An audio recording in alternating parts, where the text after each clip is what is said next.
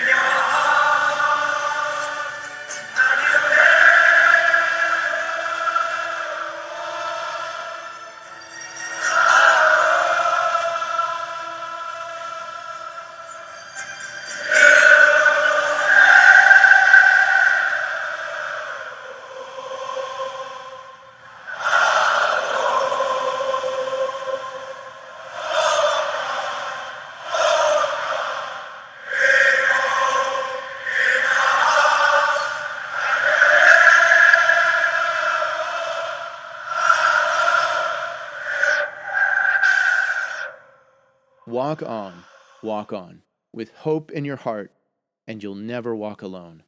You'll never walk alone.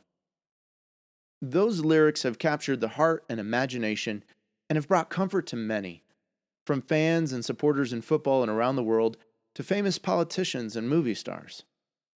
The song and lyrics bring to my mind the words of David the psalmist when he writes in Psalm 23. Listen to these words from the NIV translation. "The Lord is my shepherd, I lack nothing. He makes me lie down in green pastures.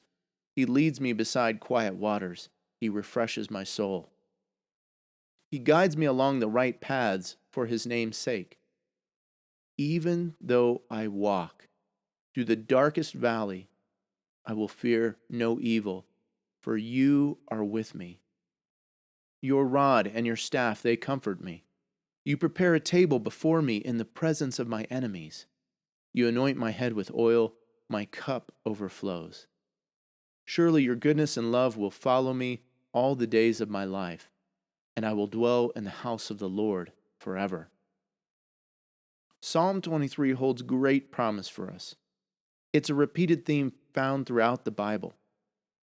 You see, in the beginning, one of the first signs of the fellowship between humanity and God is evidenced in this pattern where God walks with man. God walks with Adam and Eve. Genesis 3:8, it describes Adam and Eve hearing God walking in the garden. The Hebrew word used there is later used in the Bible to describe God's presence in the Israelite temporary tent sanctuary, an important place of worship. So there's a strong connotation of relationship, of presence. We see that when God walks, he walks with. He's with us. We see this years later. Even though God and humanity's walk has been broken, people still walk with God, and God still walks with people. Genesis 5 tells us about a man named Enoch. Enoch was close to God. You can read Genesis 5:24. It says that Enoch walked with God. Then he was no more because God took him away.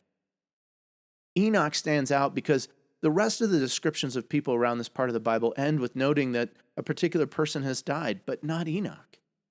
Now, scholars say this might just be another way of saying poetically that Enoch died, or that he died differently from others. Or it could be, that's implied by the text, he was simply taken to heaven because of his close relationship with God, and maybe he didn't even experience death. And then we come to Psalm 23.